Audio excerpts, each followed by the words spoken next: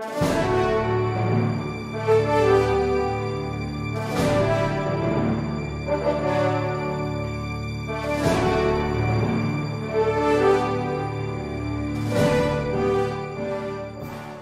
my forte, being a member of the faculty of the University of the Philippines College of Law, Your Honor. Now, if it is not an impeachable offense, Your Honor, if it cannot be a ground for impeachment, then why are we building up matters after matters to the prejudice not only of the life, the honor, and the reputation of the Chief Justice, but his entire family, which even after years may no longer be erased or obliterated, because it's already sunk into the minds of the common people, being the subject of what we call conferences, even outside of this court, Your Honor. Now, let me go a little further, Your Honor, with the kind permission of this honorable court. There is a statement here made by the Honorable Ombudsman relative to the properties and deposits and cash deposits and accounts, Your Honor, which he declared while on the witness stand. Unfortunately, Your Honor, when we cross-examined her, she was truthful in admitting that there are no charges at the time filed against Chief Justice Corona.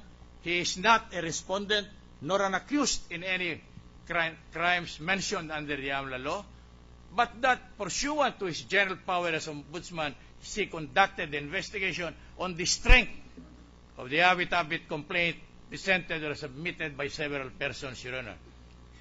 These are the persons we introduced in evidence. We called them to testify in order to prove our contention that none of them had mentioned the existence of the $10 million account referred to in the report of the Honorable Ombudsman, Your Honor. Now, in order to justify further her statement on the matter with respect to properties and deposits, Your Honor, she waived certain papers, Your Honor. Allegedly, they were entries or they were papers, Your Honor, furnished her by the anti-laundering council, Your Honor. Now, at first, I was almost convinced that there is validity in her assertion, Your Honor. But when we examined the documents, Your Honor, and we were permitted by the court to do so, we found out that there was no proper attestation. There is only an initial, but we do not know whose initial they are. The question is that admissible in evidence? Our answer is no, because if it is not properly authenticated, then it is violative of Section 25, Rule 132 on evidence. And what does it say? May I be permitted to read the same? Whenever a copy of a document or record is attested for the purpose of evidence, the attestation must state in substance that the copy is a correct copy of the original or a specific part thereof, as the case may be. The attestation must be under official seal of the attesting officer, if there be any, or if he be clerk of court having a seal under the seal of said court. We notice and we gather upon the examination of those documents, Your Honor, I hope I am pardoned by the court, that they are mere scrap of paper. The attestation required by law is not present, and therefore they are not admissible in evidence. If they are not admissible in evidence, what probative value that is says? I hope the court pardon me by saying it is totally useless, it is totally irrelevant to the matters brought about by her. Now, there were also statements made by the witness, by her, to the effect that these papers were allegedly furnished to her by the AMLA people, Your Honor. That allegedly was furnished here by the official of the AMLA, Your Honor. some members or our colleagues in the legal profession say, why did you not call the Aula people to contradict that they never have punished her? That is not the job of the defense, Your Honor. The position here of the Chief Justice is akin to an accused in a criminal case. The general presumption enshrined under our Constitution that he enjoys the privilege of being an innocent or innocent of the crime which is attributed to him holds water. He is not under legal obligation to prove his innocence, Your Honor. It is the burden of the prosecution in this particular case, the prosecution, to prove that his guilt, and that is failure to indicate or enter into his son the required matters that ought to be stated in there. I have not seen yet any document to the effect that a failure to state in a son, Your Honor, on the part of the filer, especially impeachable officers, could be a ground for impeachment, Your Honor. Impeachment must be treated with caution, must be treated circumspectively, and not haphazardly or done as our government officials of the opposite persuasion may claim, Your Honor.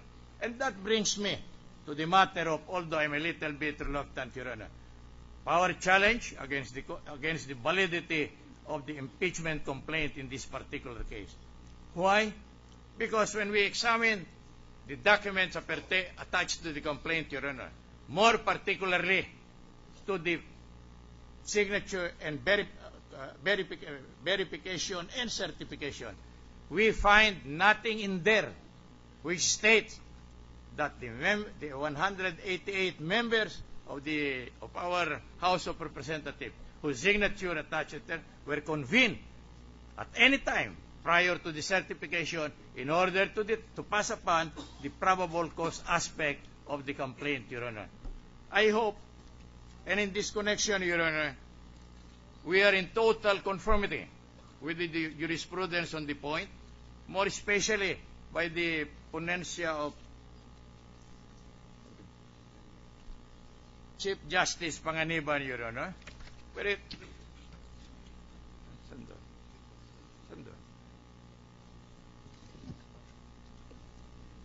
on the issue of observance of due process during the initiation of impeachment, Your Honor. May I be allowed to read in part, Your Honor, for purposes of having them entered into the record. Fourth, during the oral argument, Senator Salonga and petitioners Francisco Chavez denounced the second impeachment complaint as violative of due process. They argued that by virtue merely of the endorsement of more than one-third of the members of the House of Representatives, the Chief Justice was immediately impeached without being afforded the twin requirements of notice and hearing. The proceedings were therefore null and void. And the Justice Panganiban then, who became Chief Justice, I said, I must agree. Going further with his ponencia, Your Honor, he further laid down the following dictum. The due process clause, Article 3 of the Constitution reads, no person shall be deprived of life, liberty, or property without due process of law, nor shall any person be denied the equal protection of the laws enshrined in our Constitution, is a condition sine qua non that cannot be ignored in any proceeding, administrative, judicial, or otherwise. Citing Justice Mr. Bernas, the commentaries, and several cases, Your Honor. It is deemed, according to him, written into every law, rule, or contract, even though not expressly stated therein. Hence, the House rules on impeachment, insofar as they do not provide the charge official with notice and opportunity to be heard prior to being impeached, are also unconstitutional. Along the line, Your Honor, may I also bring to the attention of this Honorable Court the concurring opinion on the same subject, Your Honor, by the retired Justice Inares Santiago. And it runs this way, Your Honor. The impeachment complaint suffers yet from another serious flaw. As one of the amicus curiae, former Senate President Salonga pointed out, the signing of impeachment complaint by the purported one-third of the congressman was done without due process. The Chief Justice against whom the complaint was brought was not